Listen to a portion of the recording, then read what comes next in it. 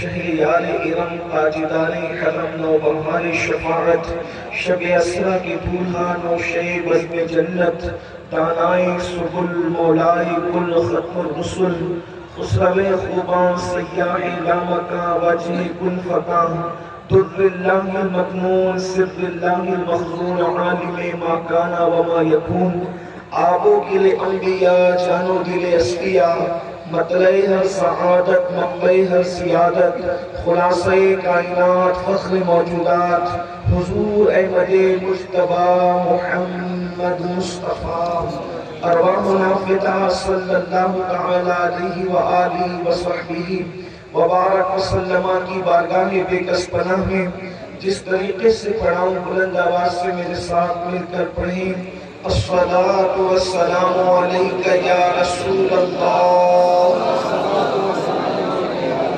الصلاة والسلام علیک یا نبی اللہ الصلاة والسلام علیک یا حبیب اللہ وعلى آلك وأصحابك يا نور الله صلى الله تعالى عليك وسلم زمین و زمان تمہارے لیے مکین و مکان تمہارے لیے چنین و چنا تمہارے لیے بنے تو جہاں تمہارے لیے دہن میں زبان تمہارے لیے بدن میں ہے جان تمہارے لیے یا رسول اللہ ہم آئے یہاں تمہارے لیے اٹھے بھی وہاں تمہارے لیے جنا میں چمن چمن میں سمن سمن میں پھبن پھبن میں دلہن سزائے مہن پہ ایسے منن یہ امن و امان تمہارے لیے اشارے سے چاند چیر دیا چھپے ہوئے خود کو پھیر لیا گئے ہوئے دن کو عصر کیا یہ تاب و تمام تمہارے لیے یہ مرحمتیں کہ کچی متیں نہ چھوڑی لتیں نہ اپنی گتیں قصور کرے اور ان سے بھرے قصور جنا تمہارے لیے ثواب و چلے کے باغ پھلے وہ پھول کھلے کے دن ہو بھلے لوا کے تلے ثنا میں کھلے رضا کی زبان تمہارے لیے لوا کے تلے ثنا میں کھلے ہماری زبان تمہارے لیے آج کی یہ محفل کئی نسبتوں کو اپنے دامن میں سمیٹے ہوئے ہے اصلاح عقائد و اعمال کی یہ محفل میں ایک تو مسجد نور کی تکمیل کی خوشی ہے دوسرے ہمارے برادر جناب شاہد بھائی کی بچی کو اللہ نے علم طب میں اعلیٰ کامیابی عطا فرمائی ہے اور تیسری بات ماضی قریب کے اپنے دور کے ایک ممتاز عالم دین عالم ربانی عالم بعمل امام احمد رضا کی نشانی حضور مفتی اعظم کے تقوی کا مظہر تاج الشریعہ بدر الطریقہ حضرت علامہ اختر رضا خان صاحب قبلہ رحمۃ اللہ علیہ کہ اس کے موقع کی نسبت بھی اس کو حاصل ہے مجھ سے پیشتر آپ نے برادر عزیز حضرت علامہ عمر نظامی صاحب سے ان کے ملفوظات سماعت کیے اور آج کی محفل میں جو خصوصی خطاب آپ کو سننا ہے میں اس محفل کا کوئی خاص خطیب نہیں اور نہ ہی مجھے اس لیے مدعو کیا گیا ہے بلکہ آپ کو خاص طور پہ جو آپ کے خاص مہمان ہیں وہ ابھی تشریف نہیں لائے آپ کے ممبر پر ہمارے امیر ہمارے قائد حضور قبلہ امیر سنی دعوت اسلامی حضرت العلامہ مولانا محمد شاکر علی ملک صاحب قبلہ وہ تھوڑی دیر میں تشریف لائیں گے تو جتنے وقت میں حضرت تشریف لاتے ہیں بس اتنی دیر کچھ باتیں کوئی خطابت کے جوہر دکھانے کا معاملہ نہیں کیونکہ میں خطیب ہوتا بھی تو شاید اتنے بڑے بڑے علماء کے درمیان میں کیا کہہ پاتا لیکن صرف اپنے دل کا درد آپ کے دلوں کے دروازے پر رکھنا چاہتا ہوں کاش کہ اللہ کرے کسی میرے بھائی کے دل میں یہ بات اتر جائے اور میری بھی اور اس کی بھی بگڑی بن جائے اس وقت ابھی علامہ صاحب فرما رہے تھے حالات حاضرہ کے متعلق میں آپ سب کی اور اپنی بہنوں کی خصوصی توجہ چاہتا ہوں، بالخصوص اس مجمع میں، جیسا کہ ہندوستان میں ہر مجمع کی حالت یہ ہے کہ اکثریت جوانوں کی ہوتی ہے، اور جوان کسی قوم کا سرمایہ ہوتا ہے۔ جوان بہت جلدی سے خوش فہمی کا شکار بھی ہوتا ہے، اور جوان بہت جلدی سے خوش بھی جاتا ہے۔ وہ خوش بھی جلدی ہوتا ہے، وہ افسردہ بھی جلدی ہوتا ہے، وہ یقین کی باتیں بھی جلدی کرتا ہے، وہ تذبذب کا شکار بھی جلدی ہوتا ہے، وہ متاثر بھی جلدی ہوتا ہے، اور وہ متاثر بھی جلدی ہوتا ہے۔ وہ باکردار بھی بہت جلدی بننے کا فیصلہ کر لیتا ہے، اور بہت جلدی بدکاری کی طرف بھی اس کے قدم بڑھنے لگ جاتے ہیں۔ وہ بہت جلدی آمادہ توبہ بھی ہو جاتا ہے، اور وہ بہت جلدی آمادہ گناہ بھی ہو جاتا ہے۔ لیکن بارہ نوجوان کسی قوم کا سرمایہ ہے، تو میں اپنے قوم کے سرمایہ سے مخاطب ہوں بالخصوص، اور بالعموم سب سے، میرے آقا صلی اللہ علیہ وسلم کے دیوانوں، کسی ایک ملک کی بات نہیں، کسی ایک خطے کی بات نہیں، کسی ایک قبیلے کی بات نہیں، کسی ایک برادری کی بات نہیں، بلکہ بات ہے پوری مسلم امہ کی۔ پوری مسلم امہ کا حال یہ ہے کہ مسلمان کہیں ایسی جگہ نہیں جہاں پر اس کے بارے میں ہم بالکل اطمینان کے ساتھ کہہ سکیں کہ آج مسلمان فلاں شہر میں یا فلاں ملک میں خوش ہے، اور ہر اعتبار کی سہولت جو ہے اس کو فراہم ہے۔ اس طریقے سے ہم اس کے بارے میں بات نہیں کر سکتے۔ کسی ملک کو لے لیں، میں کسی ایک ملک یا دو ملک کی شہر دو شہر کی بات نہیں کرتا، بلکہ پوری دنیا کے اندر جہاں کہیں مسلمان بستے ہیں، کم و بیش 2 ارب مسلمان پوری دنیا کے اندر بستے ہیں، یعنی 200 کروڑ مسلمان پوری دنیا کے اندر کم و بیش بستے ہیں، لیکن ہر جگہ مسلمان کہیں پر ستایا ہوا ہے، کہیں پر بھوکے پیٹ ہے، کہیں پر لاشیں اٹھ رہی ہے، کہیں پر آبرو لٹ رہی ہے، کہیں پر گودیں ویران ہو رہی ہے، ماؤں کی گود بچوں سے کہیں ویران ہے، کہیں پر بچیوں کی لٹتی ہوئی آبرو ہے، کہیں پر جوانی کے اندر بیوہ ہوتی ہوئی خواتین ہے، کہیں پر مسجدیں ملبوں کے ڈھیر میں جو ہے وہ تبدیل ہو رہی ہے، کہیں پر مکانات ضبط پر ہے، کہیں پر انسان ضبط پر ہے، کہیں خون سے ہولی کھیلی جا رہی ہے، کہیں ہاتھوں کو خون سے رنگین کیا جا رہا ہے، اور مسلمان ہے ان حالات کے اندر بہت سادگی کے ساتھ آسمان کی طرف نظر اٹھاتا ہے۔ جب وہ آسمان کی طرف نظر اٹھاتا ہے تو اس کو کبھی حضرت ابراہیم کا واقعہ یاد آتا ہے، مولا تو نے ابراہیم کی مدد کی تھی آگ میں جانے کے بعد، کیا تو ہماری مدد نہیں کرتا؟ ہر بندے کو آسمان کی مدد کا انتظار ہے۔ فرشتے آسمان سے نازل کیوں نہیں ہوتے؟ آسمان سے مدد نازل کیوں نہیں ہوتی؟ کیوں آسمان سے امداد نہیں آتی؟ اللہ اکبر! کعبے پر حملہ کرنے والے ابرہا کو نیز نابود کرنے کے لیے پھر کسی ابابیل کے لشکر کو کیوں بھیجا نہیں جاتا؟ آخر کیوں آسمانوں سے مدد کے لیے فرشتوں کی قطار در قطار روح القدس کے ساتھ نازل نہیں ہوتی؟ ہر انسان یہ سوچ رہا ہے، اور کہیں کہیں سوچتے سوچتے وہ ان واقعات پر تذبذب کا شکار بھی ہے۔ کیا ابراہیم کا قصہ معاذ اللہ ایک قصہ جو ہے وہ افسانہ تو نہیں ہے کہ ان کی مدد کی گئی تھی؟ اگر ان کی مدد کی گئی تھی تو آج میری مدد کیوں نہیں کی جا رہی ہے؟ اگر جناب یوسف کی مدد کی گئی تھی تو میری مدد کیوں نہیں کی جا رہی ہے؟ تاریخ میں ہم پڑھتے ہیں کہ جناب یوسف علیہ السلام کو مصر کے قید خانے سے نکال کر کے مصر کا تاجدار بنا دیا گیا۔ کتنی بڑی مدد اللہ نے کی۔ وہ زلیخا جس نے بدکاری کا الزام لگایا تھا، اللہ اکبر، ہزاروں ندامتوں کے ساتھ اس کو پورے مصر میں توبہ کرتے ہوئے دیکھا گیا، اور پھر زوجیت کے دامن کے اندر بنا لیتے میری دنیا نے دیکھا۔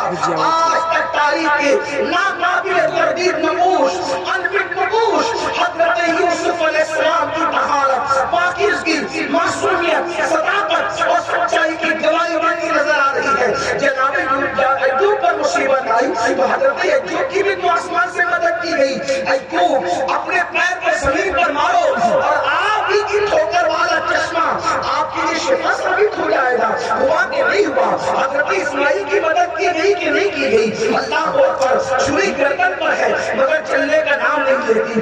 آخر آج کل کی بدبخت چھریاں کیوں گلے اسماعیل پر مکمل طور پہ چل کر کے جو ہے وہ خون کی ہولی کھیلنے کے لیے تیار ہے؟ آخر کیا وجہ ہے؟ کون سے حکم کا انتظار ہے کہ پھر سے غلامان اسماعیل پر یہ چھریاں جو ہے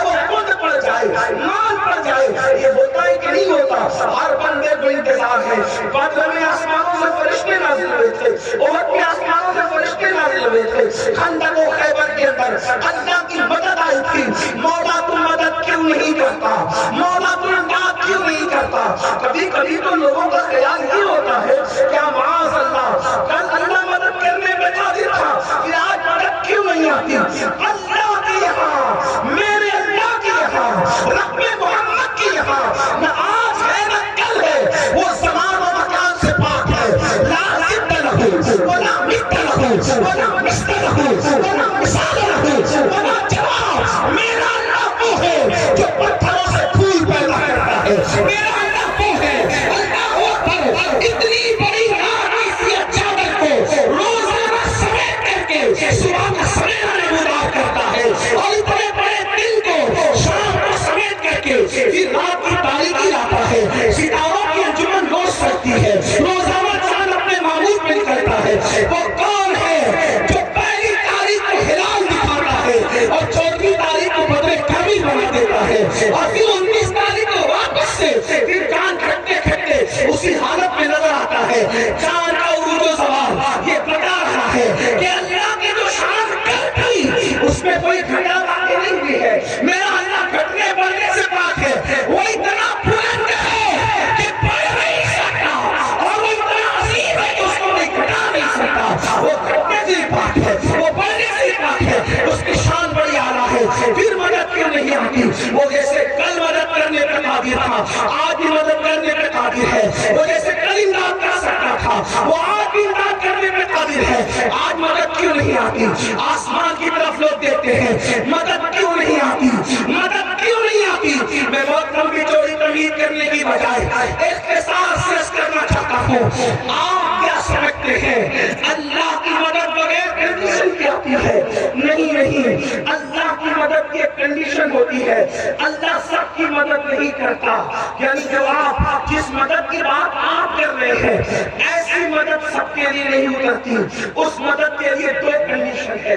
اس دو کنڈیشن کو اگر کوئی آج بھی پورا کر دے، جیسے اقبال نے کہا تھا آج بھی ہو جو ابراہیم سا ایمان پیدا، آج بھی ہو جو ابراہیم سا ایمان پیدا آ کر سکتی ہے. انداز گلستہ پیدا اللہ کی مدد کنڈیشن پر اترتی ہے. کچھ شرائط پر اترتی ہے. شرائط ہے ان شرطوں کی وجہ سے اللہ کی مدد آتی ہے اور زیادہ نہیں. اس کے لیے صرف دو شرطیں ہیں، صرف دو شرطیں.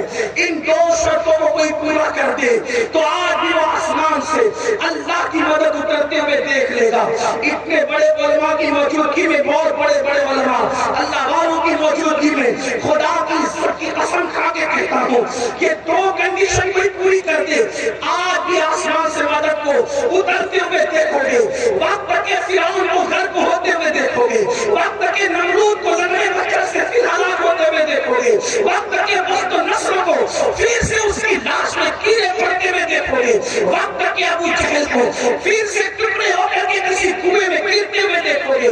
لیکن دو کنڈیشن پوری کرنی ہوگی. یاد رکھنا اپنی غلطیوں کو دوسروں کے سر کب تک ڈالتے رہو گے؟ اپنی غلطیوں کو دوسروں کے سر کب تک کے ٹھوکتے رہو گے؟ کب اپنی غلطی مان کر کے اپنی اصلاح کرو گے؟ وہ دو کنڈیشن کیا ہے جو مجھے بھی اور آپ کو پوری کرنی ہے؟ میں پھر کہتا ہوں میں آپ سے نہیں بلکہ پہلے اپنے آپ سے مخاطب ہوں. اگر اللہ کی مدد چاہیے صرف اخبارات میں درد بھرے تحریر اور لٹریچر لکھ کر کے یا آرٹیکل لکھ کر کے اس امت کی تقدیر نہیں بدلی جا سکتی. صرف کانفرنس کر کے اور کانفرنسوں میں رونے رلانے کی گفتگو کر کے اس قوم کے حالات نہیں بدلے جا سکتے. اللہ کی مدد کانفرنسوں کی وجہ سے نہیں آتی. اللہ کی مدد لٹریچروں کی وجہ سے نہیں آتی. اللہ کی مدد آرٹیکل لکھنے کی وجہ سے نہیں آتی. اللہ کی مدد دو کنڈیشن پر آتی ہے، دو شرائط کی وجہ سے آتی ہے جس کو قرآن 1450 سال پہلے کہہ چکا ہے. اللہ کی مدد طلب کرو، استعینوا، اللہ کی مدد طلب کرو. کس سے؟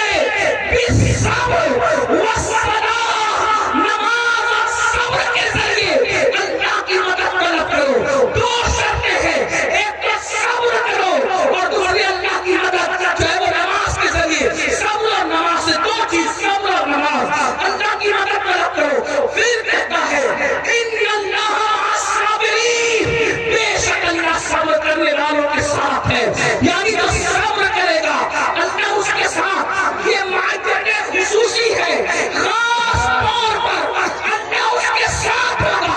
علماء کی موجودگی میں پڑھ کے کہہ دوں، ارے تو جبریل کی آمد کا منتظر ہے، وہ تیری مدد کے لیے تیار ہے. تمہیں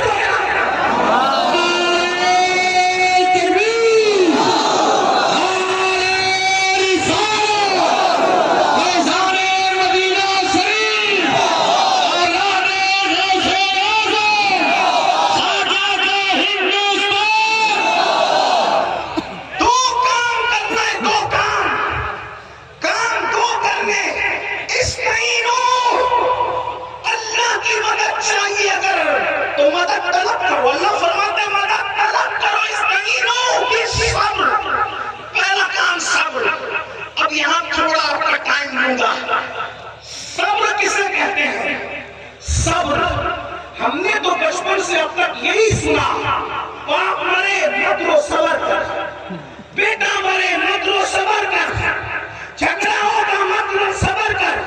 اس صبر کا مطلب کیا؟ اور صبر کا مطلب ہی کہ منزل پہ نہیں ہونا، بس یہی اب تک صبر ہے. خواتین بھی صبر کرو، صبر کرو، صبر کرو. ایک جملہ